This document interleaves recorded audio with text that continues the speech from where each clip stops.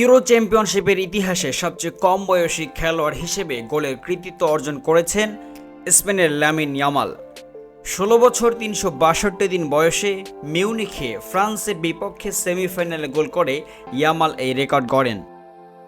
আজ শুধু ইয়ামালের রেকর্ডই জানব না, এর সাথে জানব ইউরোর ইতিহাসে সবচেয়ে কম বয়সী ১০ জন গোলদাতার নাম। ইতিমধ্যে আমরা জেনেছি সবথেকে কম বয়সে গোল করে তালিকার ১ নম্বরে রয়েছেন স্পেনের লামিন ইয়ামাল। তালিকার দ্বিতীয় স্থানে রয়েছেন সুইজারল্যান্ডের ফুটবলার জোহান বোনলান্থেন।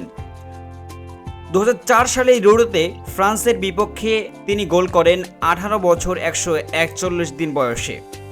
তালিকার ৩ নম্বরে রয়েছেন ইংল্যান্ডের সাবেক ফুটবলার ওয়েন রুনি। ২০০৪ সালের ইউরোতে সুইজারল্যান্ডের বিপক্ষে ১৮ বছর ২৩৭ দিন বয়সে তিনি গোল করেন। তালিকার ৪ নম্বর রয়েছেন পর্তুগিজ ফুটবলার রেনাতো সানচেজ। ২০১৬ সালের ইউরোতে পোল্যান্ডের বিপক্ষে তিনি গোল করেন ১৮ বছর ৩১৭ দিন বয়সে। তালিকার ৫ নম্বরে রয়েছেন যুগোস্লাভিয়ার সাবেক ফুটবলার ড্রাগান স্টোকোভিচ। ১৯৮৪ সালের ইউরোতে ফ্রান্সের বিপক্ষে ১৯ বছর ১০৮ দিন বয়সে তিনি গোল করেন।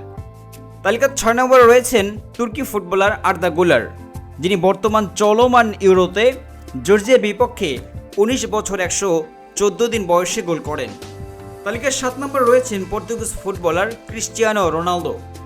২০০৪ সালে ইউরোতে গ্রিসের বিপক্ষে ১৯ বছর ১২৮ দিন বয়সে তিনি গোল করেন।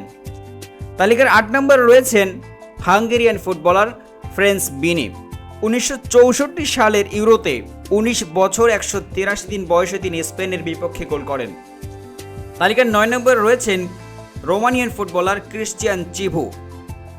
২০০০ সালের ইউরোতে ইংল্যান্ডের বিপক্ষে ১৯ বছর ২৩৮ দিন বয়সে তিনি গোল করেন।